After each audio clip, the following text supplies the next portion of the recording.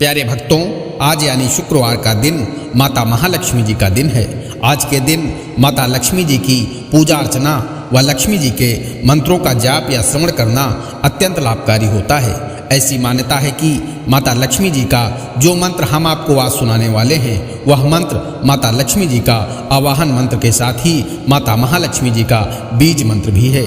आज वही मंत्र हम आपको बताने वाले हैं। वह मंत्र खुद माता लक्ष्मी जी ने वशिष्ठ जी की भक्ति से प्रसन्न होकर उन्हें बताया था और ये भी कहा था कि कलयुग में जो भी भक्त इस मंत्र का जाप या श्रवण करेगा मैं उसके साथ हमेशा रहूँगा, वह कभी भी गरीब नहीं रहेगा, उसके ऊपर हमेशा मेरी कृपा बनी रहेगी। प्यारे भक्तों, आज यानी शुक्रवार के दिन माता महालक्ष्मी जी की पूजा करने से आपका भंडार हमेशा भरा रहता है।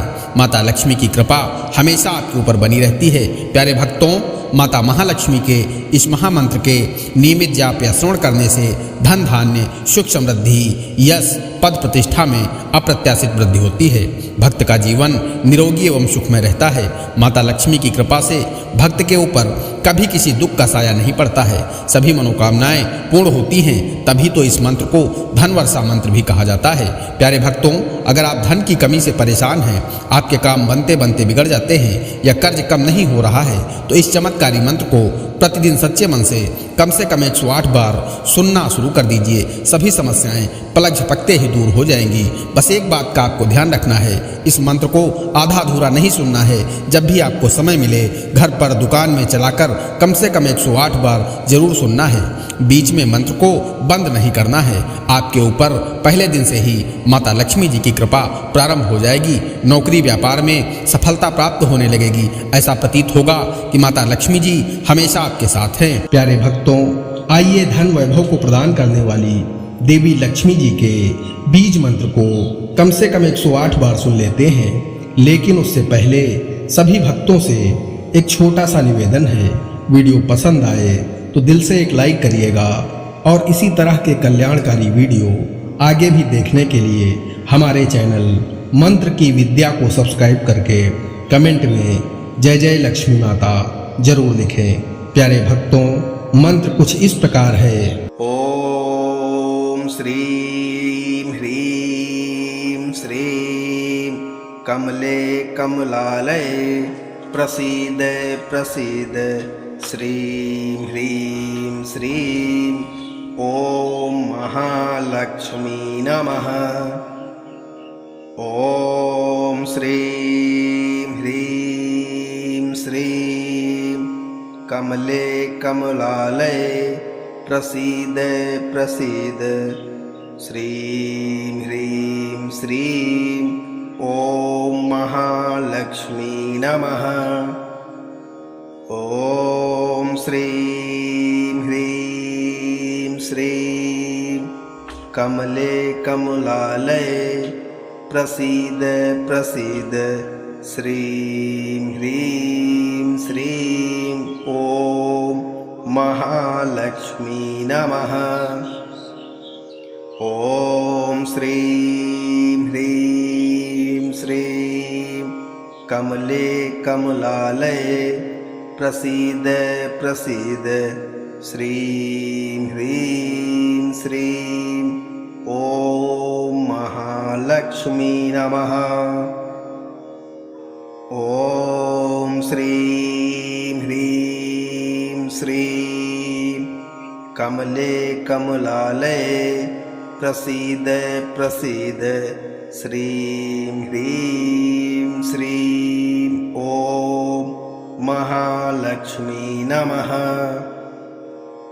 ओम श्रीं ह्रीं श्रीं कमले कमलालये प्रसीद प्रसीद श्रीं ह्रीं श्रीं ओम महालक्ष्मी नमः।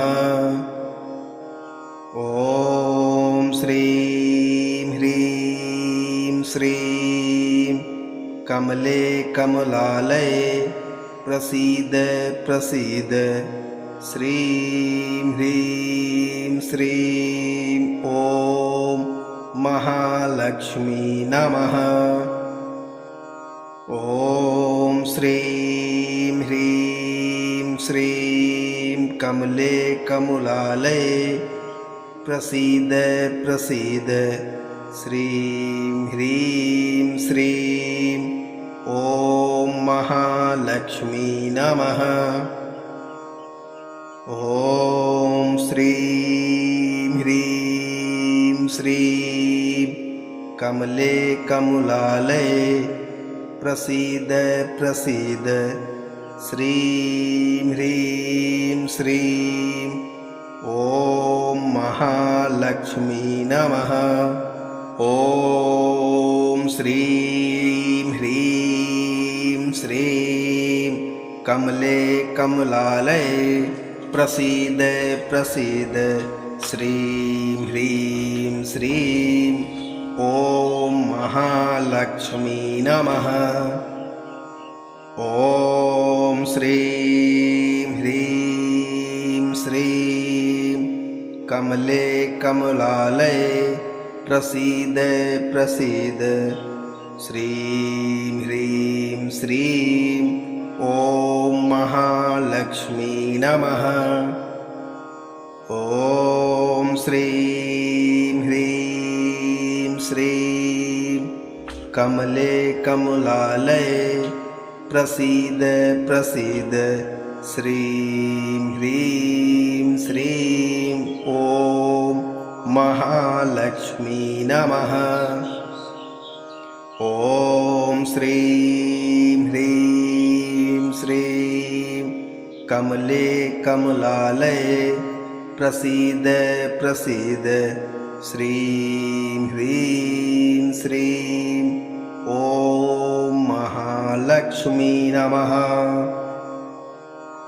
ॐ श्रीं ह्रीं श्रीं कमले कमलालये प्रसीद प्रसीद श्रीं ह्रीं श्रीं ॐ महालक्ष्मी नमः। ॐ श्रीं ह्रीं श्रीं कमले कमलालये प्रसीद प्रसीद श्रीं ह्रीं श्रीं ॐ महालक्ष्मी नमः। ॐ श्रीं ह्रीं श्रीं कमले कमलालये प्रसीद प्रसीद श्रीं ह्रीं श्रीं ॐ महालक्ष्मी नमः। ॐ श्रीं ह्रीं श्रीं कमले कमलालये प्रसीद प्रसीद श्रीं ह्रीं श्रीं ॐ महालक्ष्मी नमः।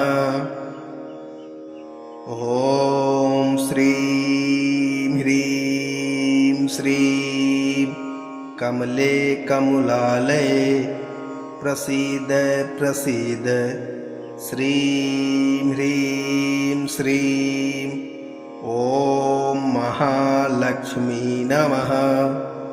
ॐ श्रीं ह्रीं श्रीं कमले कमलालये प्रसीद प्रसीद श्रीं ह्रीं श्रीं ॐ महालक्ष्मी नमः।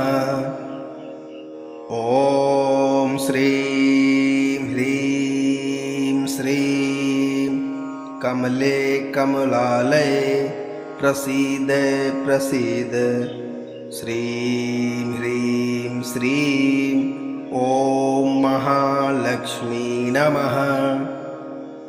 ॐ श्रीं ह्रीं श्रीं कमले कमलालये प्रसीद प्रसीद श्रीं ह्रीं श्रीं ॐ महालक्ष्मी नमः। ॐ श्रीं ह्रीं श्रीं कमले कमलालये प्रसीद प्रसीद श्रीं ह्रीं श्रीं ॐ महालक्ष्मी नमः। ॐ श्रीं ह्रीं श्रीं कमले कमलालये प्रसीद प्रसीद श्रीं ह्रीं श्रीं ॐ महालक्ष्मी नमः। ॐ श्रीं ह्रीं श्रीं कमले कमलालये प्रसीद प्रसीद श्रीं ह्रीं श्रीं ॐ महालक्ष्मी नमः। ॐ श्रीं ह्रीं श्रीं कमले कमलालये प्रसीद प्रसीद श्रीं ह्रीं श्रीं ॐ महालक्ष्मी नमः। ॐ श्रीं ह्रीं श्रीं कमले कमलालये प्रसीद प्रसीद श्रीं ह्रीं श्रीं ॐ महालक्ष्मी नमः। ॐ श्रीं ह्रीं श्रीं कमले कमलालये प्रसीद प्रसीद श्रीं ह्रीं श्रीं ॐ महालक्ष्मी नमः। ॐ श्रीं ह्रीं श्रीं कमले कमलालये प्रसीद प्रसीद श्रीं ह्रीं श्रीं ॐ महालक्ष्मी नमः। ॐ श्रीं ह्रीं श्रीं कमले कमलालये प्रसीद प्रसीद श्रीं ह्रीं श्रीं ॐ महालक्ष्मी नमः। ॐ श्रीं ह्रीं श्रीं कमले कमलालये प्रसीद प्रसीद श्रीं ह्रीं श्रीं ॐ महालक्ष्मी नमः। ॐ श्रीं ह्रीं श्रीं कमले कमलालये प्रसीद प्रसीद श्रीं ह्रीं श्रीं ॐ महालक्ष्मी नमः। ॐ श्रीं ह्रीं श्रीं कमले कमलालये प्रसीद प्रसीद श्रीं ह्रीं श्रीं ॐ महालक्ष्मी नमः। ॐ श्रीं ह्रीं श्रीं कमले कमलालये प्रसीद प्रसीद श्रीं ह्रीं श्रीं ॐ महालक्ष्मी नमः। ॐ श्रीं ह्रीं श्रीं कमले कमलालये प्रसीद प्रसीद श्रीं ह्रीं श्रीं ॐ महालक्ष्मी नमः। ॐ श्रीं ह्रीं श्रीं कमले कमलालये प्रसीद प्रसीद श्रीं ह्रीं श्रीं ॐ महालक्ष्मी नमः। ॐ श्रीं ह्रीं श्रीं कमले कमलालये प्रसीद प्रसीद श्रीं ह्रीं श्रीं ॐ महालक्ष्मी नमः। ॐ श्रीं ह्रीं श्रीं कमले कमलालये प्रसीद प्रसीद श्रीं ह्रीं श्रीं ॐ महालक्ष्मी नमः। ॐ श्रीं ह्रीं श्रीं कमले कमलालये प्रसीद प्रसीद श्रीं ह्रीं श्रीं ॐ महालक्ष्मी नमः। ॐ श्रीं ह्रीं श्रीं कमले कमलालये प्रसीद प्रसीद श्रीं ह्रीं श्रीं ॐ महालक्ष्मी नमः। ॐ श्रीं ह्रीं श्रीं कमले कमलालये प्रसीद प्रसीद श्रीं ह्रीं श्रीं ॐ महालक्ष्मी नमः।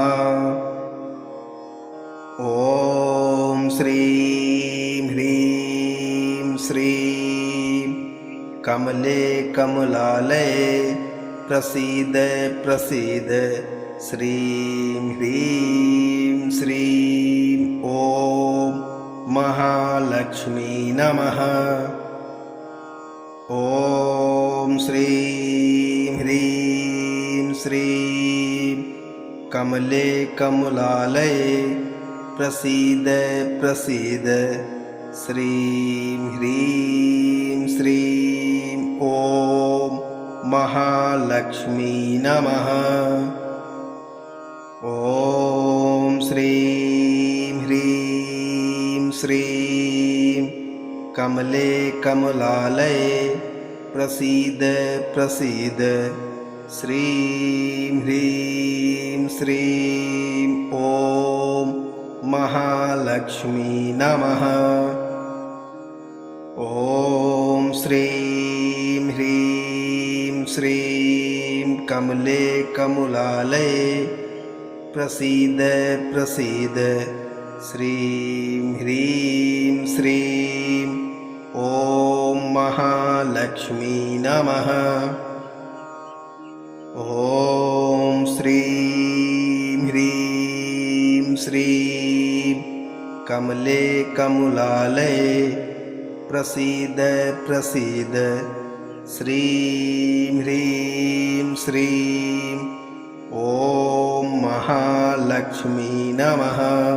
ॐ श्रीं ह्रीं श्रीं कमले कमलालये प्रसीद प्रसीद श्रीं ह्रीं श्रीं ॐ महालक्ष्मी नमः।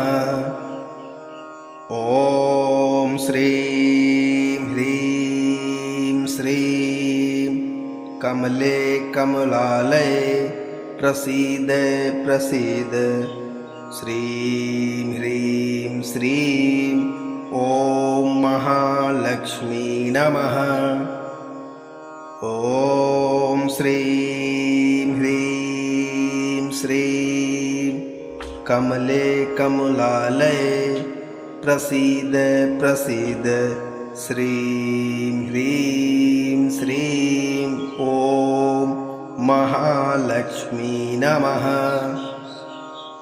ॐ श्रीं ह्रीं श्रीं कमले कमलालये प्रसीद प्रसीद श्रीं ह्रीं श्रीं ॐ महालक्ष्मी नमः। ॐ श्रीं ह्रीं श्रीं कमले कमलालये प्रसीद प्रसीद श्रीं ह्रीं श्रीं ॐ महालक्ष्मी नमः। ॐ श्रीं ह्रीं श्रीं कमले कमलालये प्रसीद प्रसीद श्रीं ह्रीं श्रीं ॐ महालक्ष्मी नमः। ॐ श्रीं ह्रीं श्रीं कमले कमलालये प्रसीद प्रसीद श्रीं ह्रीं श्रीं ॐ महालक्ष्मी नमः। ॐ श्रीं ह्रीं श्रीं कमले कमलालये प्रसीद प्रसीद श्रीं ह्रीं श्रीं ॐ महालक्ष्मी नमः। ॐ श्रीं ह्रीं श्रीं कमले कमलालये प्रसीद प्रसीद श्रीं ह्रीं श्रीं ॐ महालक्ष्मी नमः। ॐ श्रीं ह्रीं श्रीं कमले कमलालये प्रसीद प्रसीद श्रीं ह्रीं श्रीं ॐ महालक्ष्मी नमः। ॐ श्रीं ह्रीं श्रीं कमले कमलालये प्रसीद प्रसीद श्रीं ह्रीं श्रीं ॐ महालक्ष्मी नमः। ॐ श्रीं ह्रीं श्रीं कमले कमलालये प्रसीद प्रसीद श्रीं ह्रीं श्रीं ॐ महालक्ष्मी नमः। ॐ श्रीं ह्रीं श्रीं कमले कमलालये प्रसीद प्रसीद श्रीं ह्रीं श्रीं ॐ महालक्ष्मी नमः। ॐ श्रीं ह्रीं श्रीं कमले कमलालये प्रसीद प्रसीद श्रीं ह्रीं श्रीं ॐ महालक्ष्मी नमः। ॐ श्रीं ह्रीं श्रीं कमले कमलालये प्रसीद प्रसीद श्रीं ह्रीं श्रीं ॐ महालक्ष्मी नमः।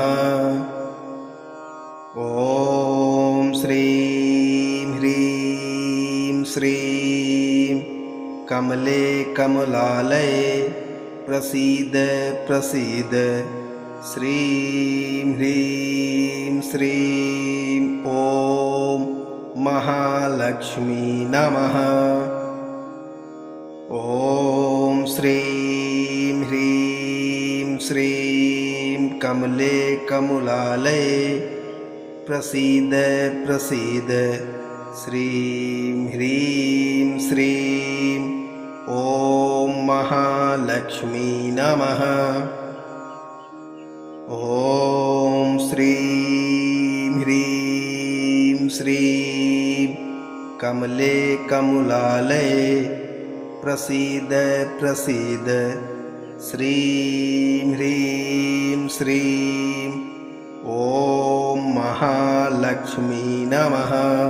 ॐ श्रीं ह्रीं श्रीं कमले कमलालये प्रसीद प्रसीद श्रीं ह्रीं श्रीं ॐ महालक्ष्मी नमः। ॐ श्रीं ह्रीं श्रीं कमले कमलालये प्रसीद प्रसीद श्रीं ह्रीं श्रीं ॐ महालक्ष्मी नमः। ॐ श्रीं ह्रीं श्रीं कमले कमलालये प्रसीद प्रसीद श्रीं ह्रीं श्रीं ॐ महालक्ष्मी नमः। ॐ श्रीं ह्रीं श्रीं कमले कमलालये प्रसीद प्रसीद श्रीं ह्रीं श्रीं ॐ महालक्ष्मी नमः। ॐ श्रीं ह्रीं श्रीं कमले कमलालये प्रसीद प्रसीद श्रीं ह्रीं श्रीं ॐ महालक्ष्मी नमः। ॐ श्रीं ह्रीं श्रीं कमले कमलालये प्रसीद प्रसीद श्रीं ह्रीं श्रीं ॐ महालक्ष्मी नमः। ॐ श्रीं ह्रीं श्रीं कमले कमलालये प्रसीद प्रसीद श्रीं ह्रीं श्रीं ॐ महालक्ष्मी नमः। ॐ श्रीं ह्रीं श्रीं कमले कमलालये प्रसीद प्रसीद श्रीं ह्रीं श्रीं ॐ महालक्ष्मी नमः। ॐ श्रीं ह्रीं श्रीं कमले कमलालये प्रसीद प्रसीद श्रीं ह्रीं श्रीं ॐ महालक्ष्मी नमः। ॐ श्रीं ह्रीं श्रीं कमले कमलालये प्रसीद प्रसीद श्रीं ह्रीं श्रीं ॐ महालक्ष्मी नमः। ॐ श्रीं ह्रीं श्रीं कमले कमलालये प्रसीद प्रसीद श्रीं ह्रीं श्रीं ॐ महालक्ष्मी नमः। ॐ श्रीं ह्रीं श्रीं कमले कमलालये प्रसीद प्रसीद श्रीं ह्रीं श्रीं ॐ महालक्ष्मी नमः। ॐ श्रीं ह्रीं श्रीं कमले कमलालये प्रसीद प्रसीद श्रीं ह्रीं श्रीं ॐ महालक्ष्मी नमः। ॐ श्रीं ह्रीं श्रीं कमले कमलालये प्रसीद प्रसीद श्रीं ह्रीं श्रीं ॐ महालक्ष्मी नमः। ॐ श्रीं ह्रीं श्रीं कमले कमलालये प्रसीद प्रसीद श्रीं ह्रीं श्रीं ॐ महालक्ष्मी नमः।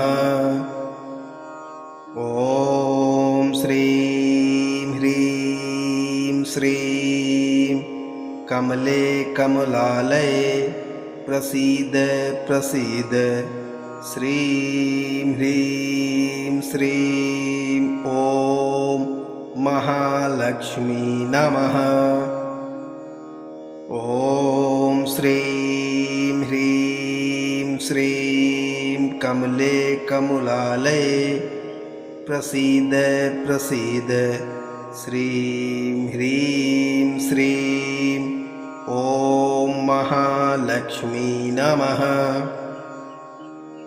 ॐ श्रीं ह्रीं श्रीं कमले कमलालये प्रसीद प्रसीद श्रीं ह्रीं श्रीं ॐ महालक्ष्मी नमः। ॐ श्रीं ह्रीं श्रीं कमले कमलालये प्रसीद प्रसीद श्रीं ह्रीं श्रीं ॐ महालक्ष्मी नमः। ॐ श्रीं ह्रीं श्रीं कमले कमलालये प्रसीद प्रसीद श्रीं ह्रीं श्रीं ॐ महालक्ष्मी नमः। ॐ श्रीं ह्रीं श्रीं कमले कमलालये प्रसीद प्रसीद श्रीं ह्रीं श्रीं ॐ महालक्ष्मी नमः। ॐ श्रीं ह्रीं श्रीं कमले कमलालये प्रसीद प्रसीद श्रीं ह्रीं श्रीं ॐ महालक्ष्मी नमः।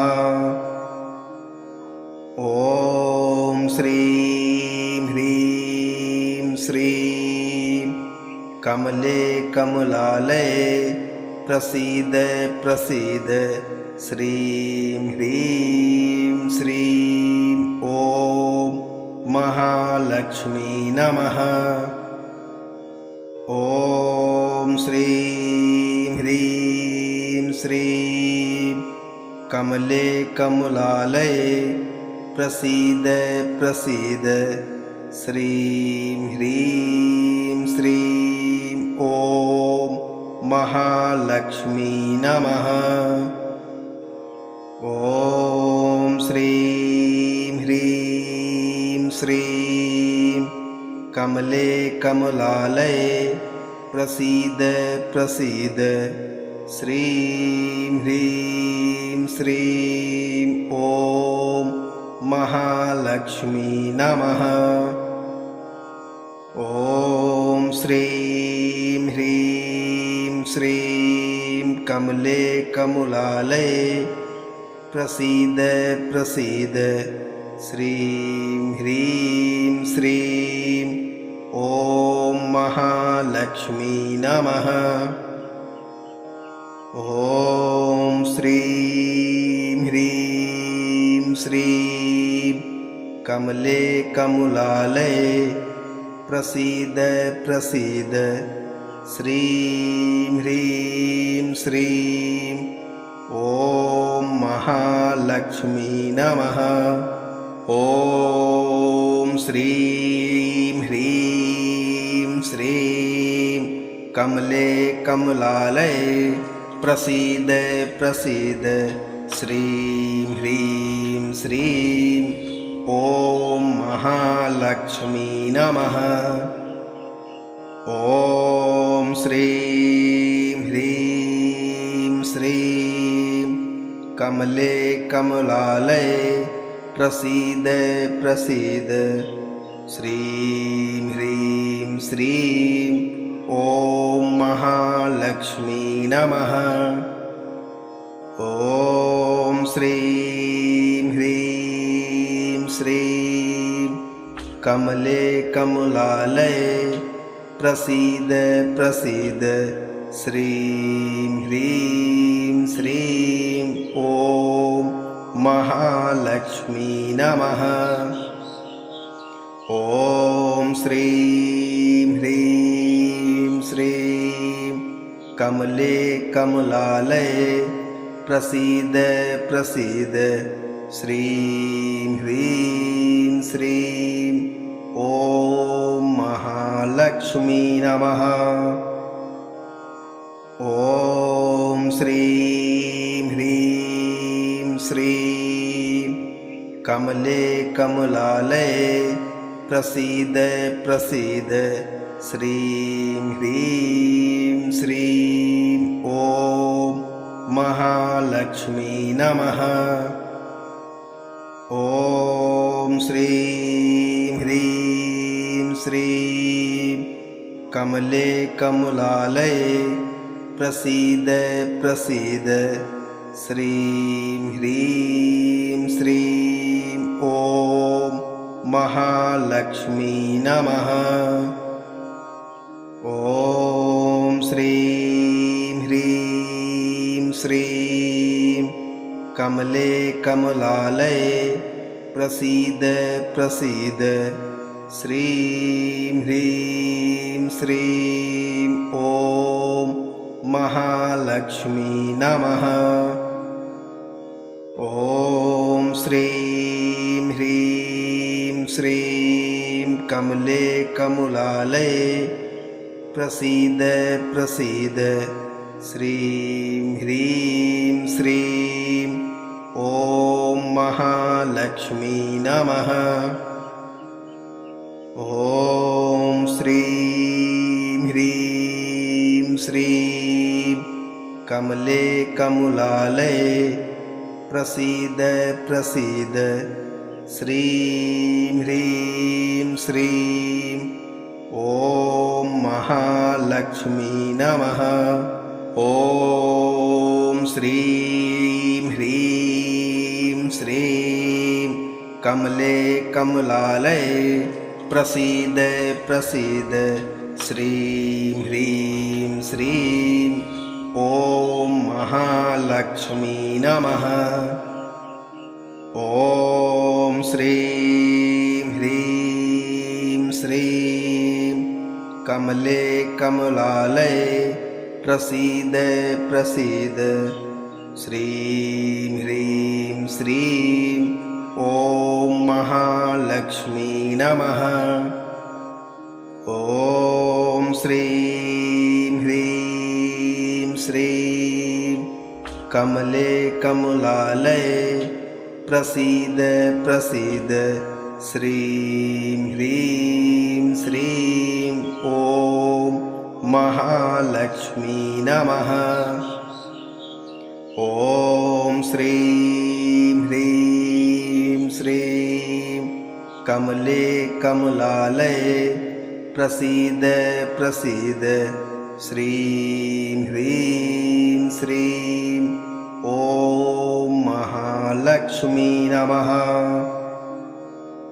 ॐ श्रीं ह्रीं श्रीं कमले कमलालये प्रसीद प्रसीद श्रीं ह्रीं श्रीं ॐ महालक्ष्मी नमः। ॐ श्रीं ह्रीं श्रीं कमले कमलालये प्रसीद प्रसीद श्रीं ह्रीं श्रीं ॐ महालक्ष्मी नमः।